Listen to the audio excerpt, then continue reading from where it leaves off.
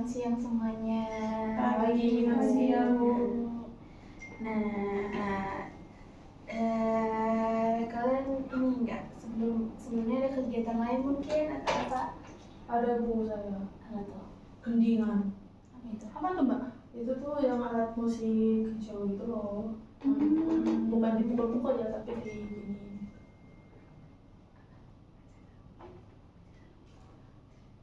Ibu, mohon maaf, baru mulai saya udah minta izin, saya mau kamar mandi sebentar. Boleh. Terima kasih, Bu. Ya.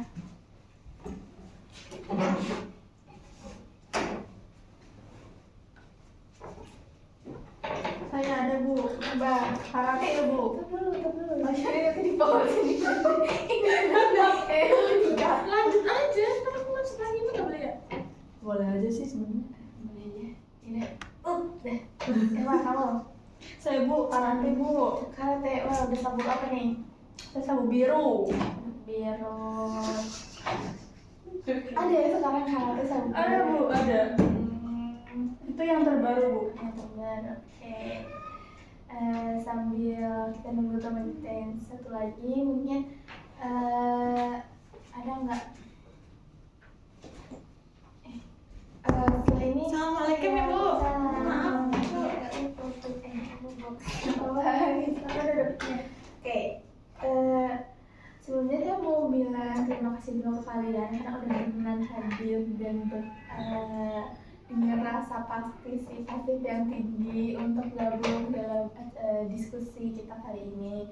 Jadi kita hari ini mau melanjutkan pertemuan yang kemarin. Sebelum kita melanjutkan pertemuan, kita berdoa lebih dahulu. Mungkin akan saya pimpin saja.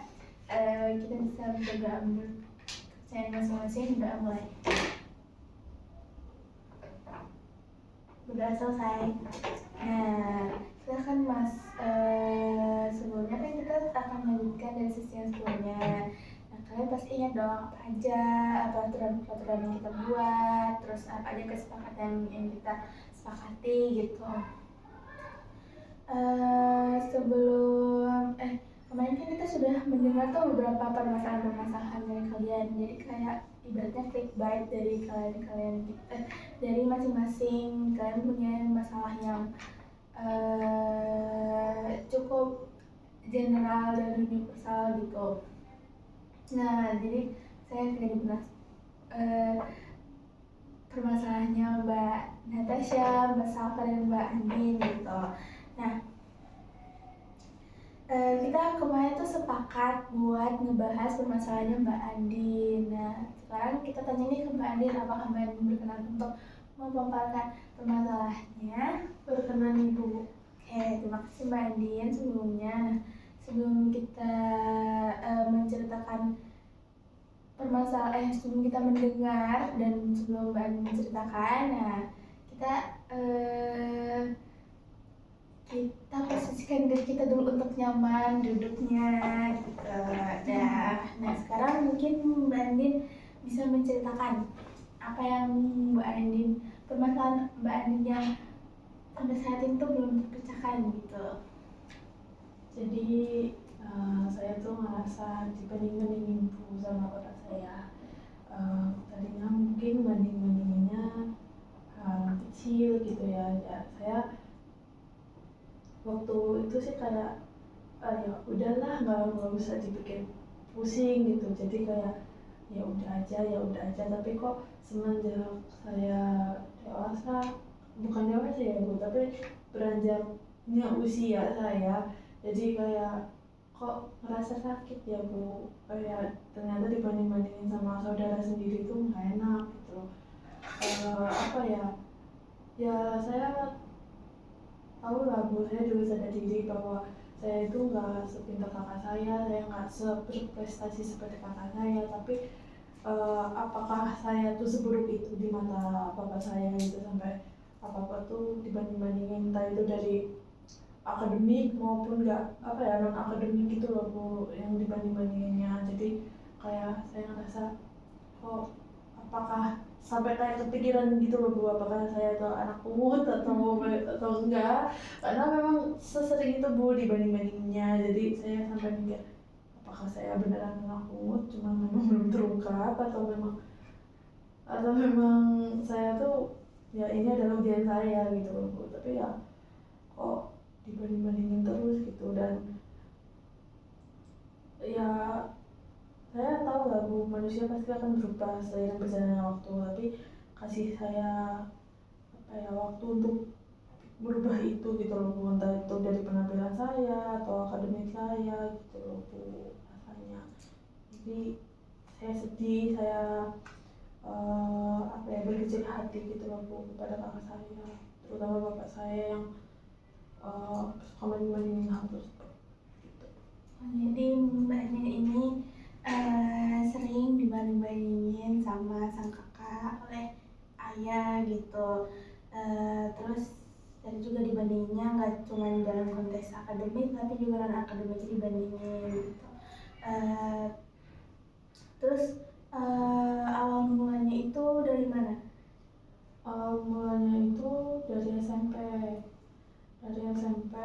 Terus ya itu tadi yang saya sebutkan Bu, bahwa tadinya tuh cuma saya nggak pusing, saya nggak yang gimana juga, tapi lama-lama kok ya seiring berjalannya sekarang, apalagi saya sekarang juga udah masuk ke SMA, jadi rasanya tuh kayak lebih peka gitu loh Bu. Mungkin ya itu proses pendewasannya Bu, tapi apakah orang tua tuh harus membanding-bandingkan anaknya dengan anak sendiri gitu kan, jadi saya agak bertanya-tanya dan saya sedih Bu. Oh gitu, jadi Mbak Nin ini ngerasa sedih, ngerasa berkecil hati karena sering dibanding-bandingin oleh ayah Mbak Nin. Terus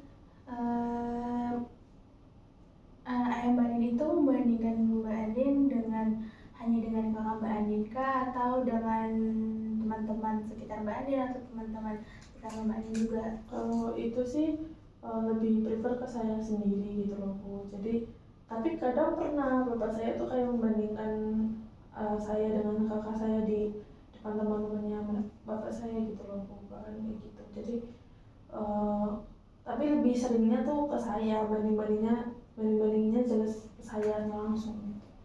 Maksudnya ngebandinginnya apa, membandingin kamu dengan kakak kamu atau ngebandingin kamu, pernah ngebandingin kamu dengan teman-teman kamu atau dengan tetangga kamu gitu? Lebih prefer ke kakak saya sendiri. Kalau ke orang lain tuh jarang. Jadi benar-benar yang mungkin ya panutan ayah saya atau bapak saya itu ya kayak kakak saya sendiri gitu loh, karena dia bisa dibilang perfect. Dia ikut ikut lomba juga, ikut lomba, dia ikut ekskul juga, dia bahkan les juga. Jadi ya selain dia cantik tapi dia juga pintar gitu. Jangan saya juga pas-pasan gitu, nggak yang kayak kakak saya. Sebelumnya kamu udah pernah obrolin hal ini belum ke kakak kamu gitu? Sebenarnya pengen sih Bu kayak ngobrolin baik-baik, cuman waktu kita tuh terbatas, apalagi kayak tadi yang saya sebutin ya, kakak saya les ekstra terus ikut lomba juga, jadi kayak mau ngobrol tuh susah gitu loh Bu. Gimana tuh? Kan kamu misalnya sekarang lagi dibanding-bandingin sama ayah kamu. Nah, perasaan kamu tuh gimana? Ngerasa nggak percaya diri kah, atau merasa cemas, atau gimana? Yang paling pertama jelas saya merasa sedih, tapi yang kedua tuh saya merasa kayak berkecil hati gitu loh Bu, karena hampir setiap hari bapak saya tuh membanding-bandingkan gitu. Jadi kayak rasanya dibanding-bandingin dengan saudara sendiri, dengan kakak sendiri tuh tidak enak gitu menurut saya, karena memang omongan-omongan itu tuh setiap hari, entah sehari 2 kali atau cuma 3 kali atau 5 kali itu pasti ada Bu. Jadi saya lebih kayak berkecil hati ke kakak saya.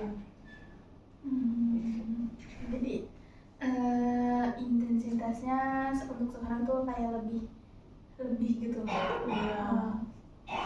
Mungkin setelah kita mendengar cerita Mbak Eni tadi, kita menyimak, kita meresapi cerita Mbak Eni tadi, ada yang mau memberi tanggapan nggak, atau mau sharing tentang pengalamannya tentang yang banyak cerita gitu tentang dibanding-bandingin tadi. Sebenarnya saya mau cerita pengalaman saya dulu.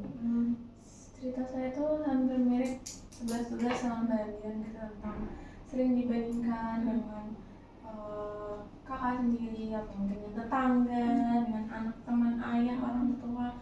Semuanya saya pernah mengalami gitu Bu.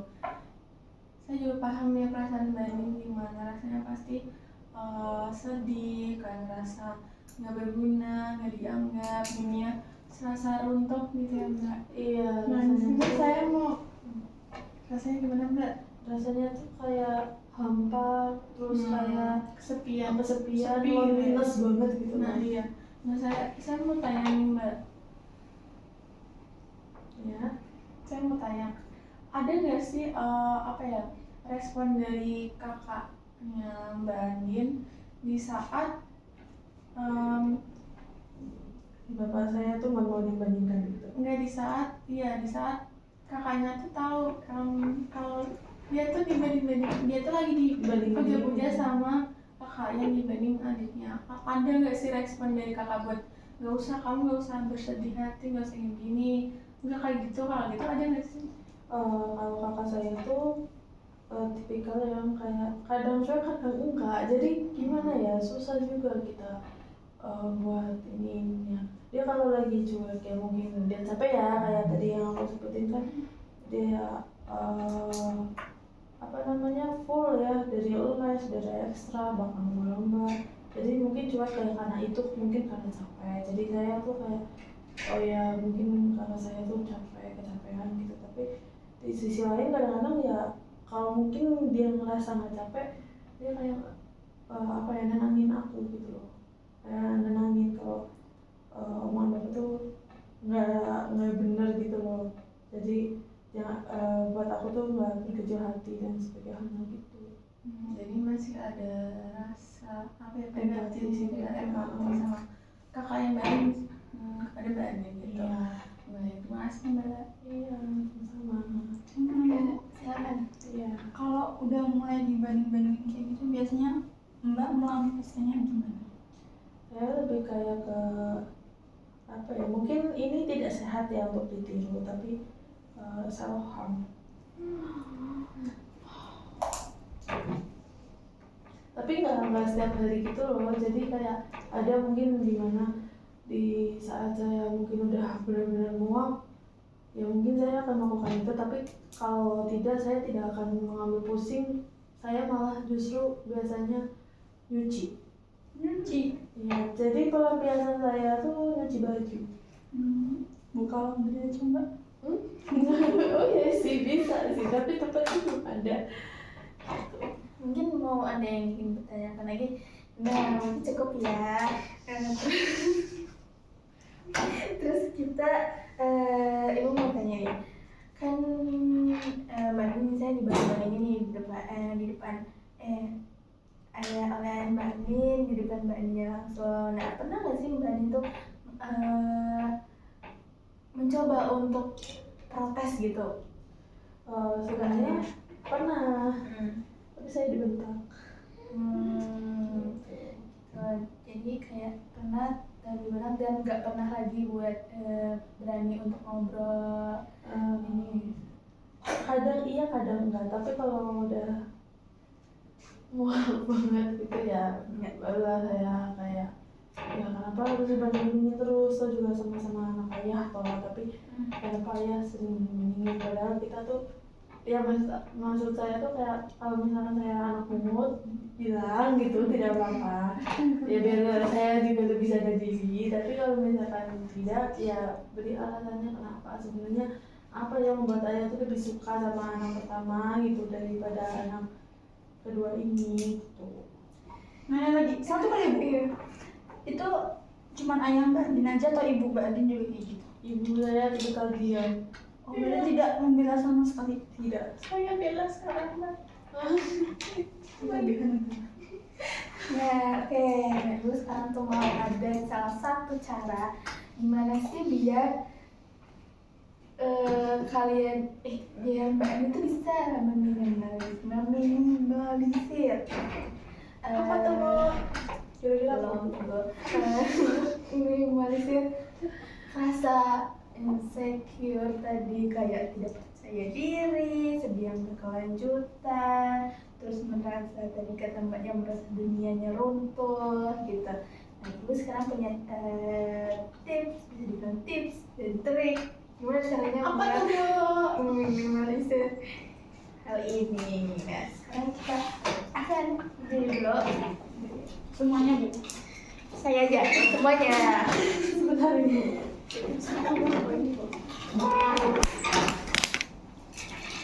Nah, Aduh. Ini sini.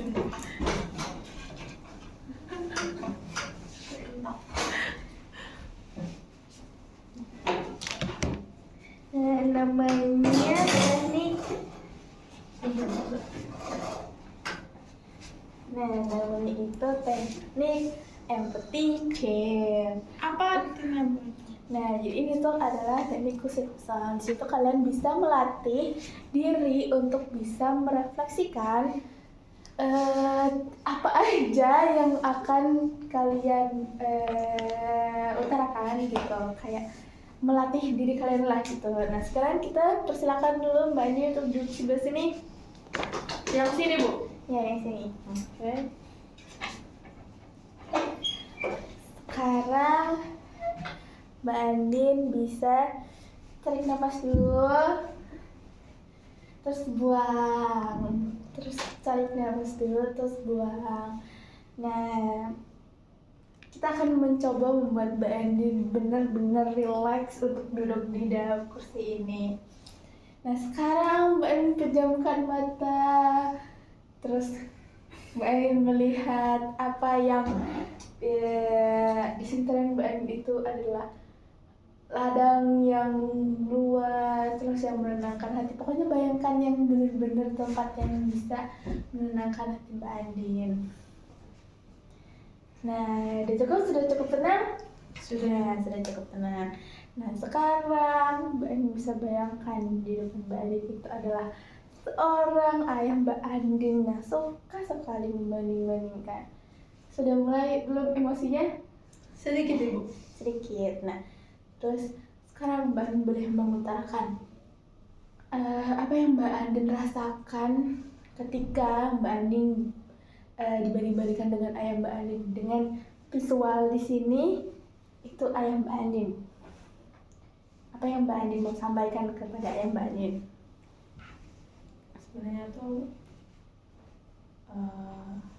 aku tuh salah apa sih Pak sampai Bapak tuh ngelakuin hal itu. Kalau misalkan memang benar aku adalah anak Bapak, ya sebenarnya nggak apa-apa, malah lebih baik jujur gitu, karena memang ya akunya juga ngerasa kayak bukan anak dari Bapak gitu, karena memang sesungguhnya itu untuk dibanding-bandingin. Jadi sebenarnya tuh apa yang membuat Bapak tuh sering banding-bandingin tuh kayak apa? Kok sampai kayak gitu segitunya gitu loh, sampai tiap hari sampai berisik gitu loh Pak. Sebenarnya aku salah apa Pak? Salah apa? Kalau misalkan aku punya salah, kasih tahu, jangan malah apa ya? Jangan malah banding-bandingin aku terus gitu. Akunya juga punya perasaan Pak di sini, nggak cuma kayak gitu doang. Saya di sini juga menganggap Bapak sebagai bapakku sendiri. Tapi kenapa Bapak kayak gitu? Bapak selalu memanjakan kakak. Aku di sini nggak ada yang manjain apa-apa. Aku dikasih makan aja udah bersyukur Pak. Nggak kayak aku nggak minta apa-apa dari Bapak. Aku cuma pengen butuh pengakuan dan pembuktian aja. Tapi kenapa Bapak selalu banding-bandingin gitu loh? Kayak kesel tau Pak.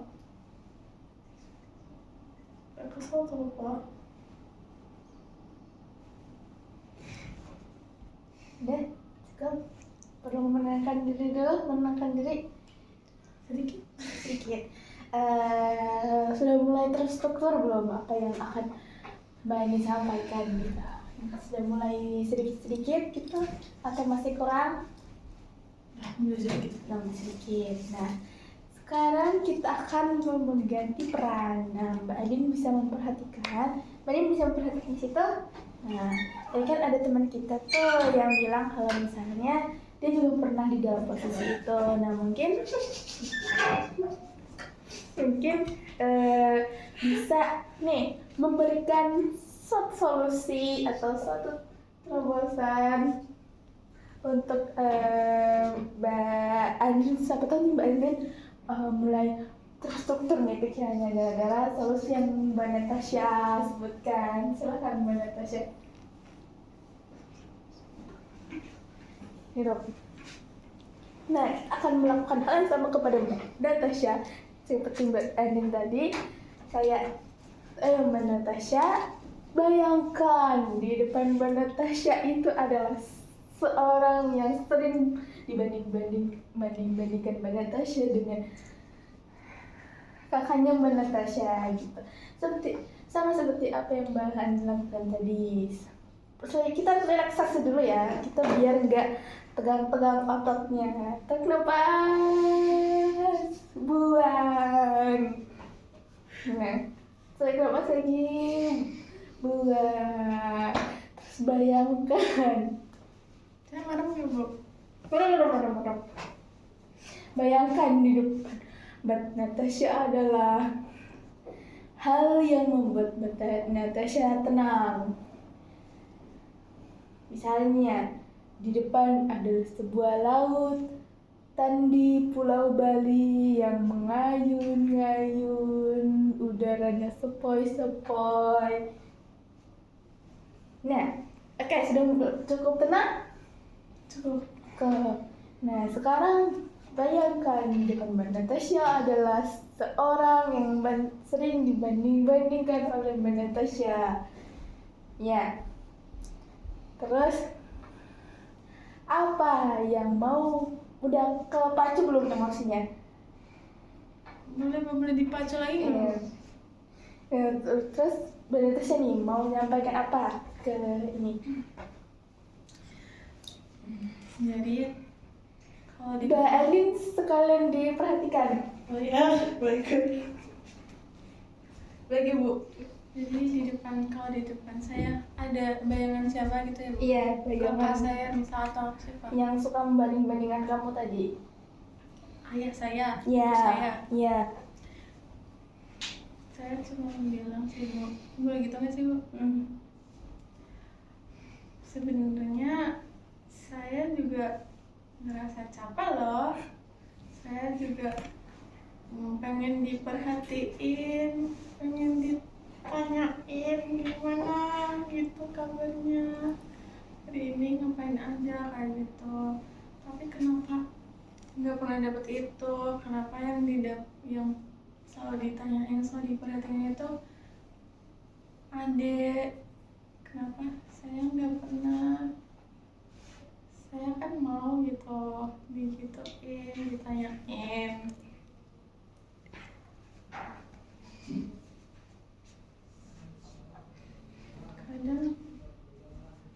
Kadang sedih juga, tiap hari ngerasa sendiri, tanya-tanya sendiri, dijawab sendiri. Sebenarnya saya ada nggak sih di situ di rumah? Saya dianggap nggak sih di rumah? Keberadaan saya sama ini tuh ada nggak sih gitu di mata ibu? Dek, cukup. Mau menenangkan diri dulu.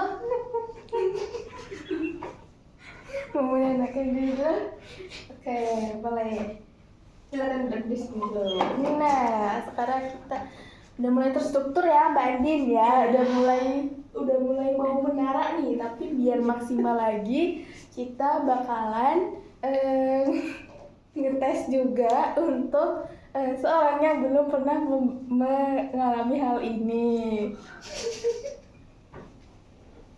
Jadi siapa tahu dia punya cara lain bagaimana sih mengkomunikasikan biar tidak dibanding-bandingkan lagi dengan orang lain gitu. Jadi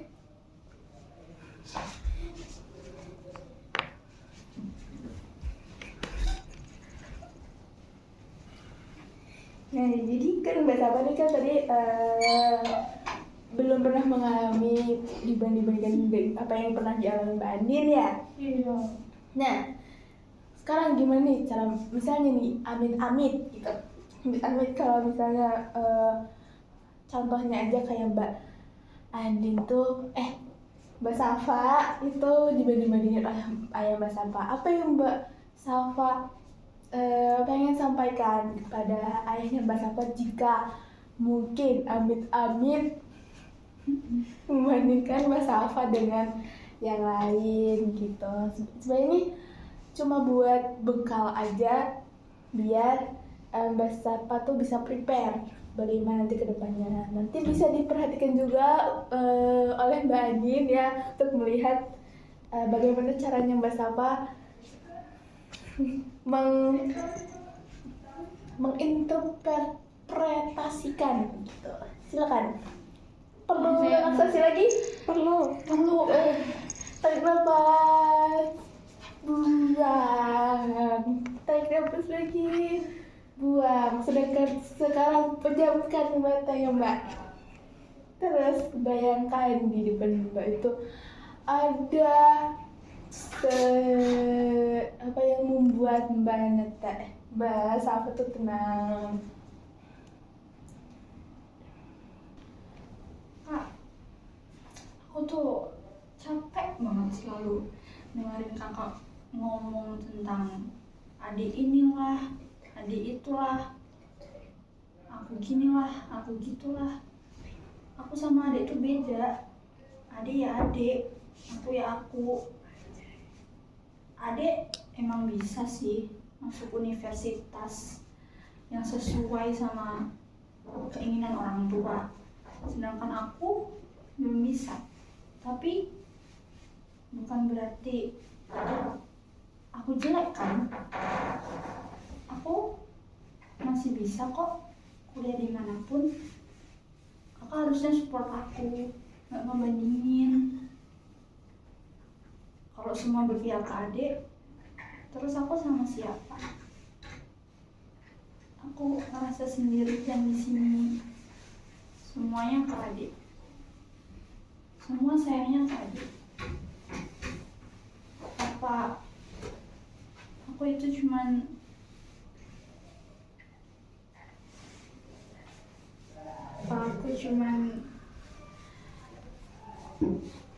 dijadiin bahan percobaan aja. Aku juga butuh kakak. Kadang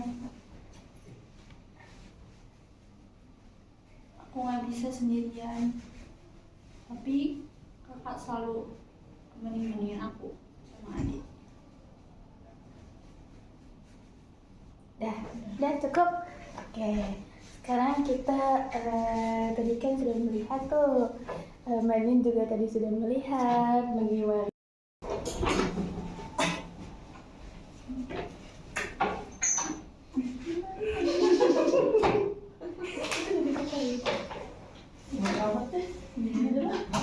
Udah digeser lagi. Udah di video lagi. ini udah melihat bagaimana cara teman-teman menginterpretasikan bagaimana cara untuk bukan melawan sih, untuk speak up kepada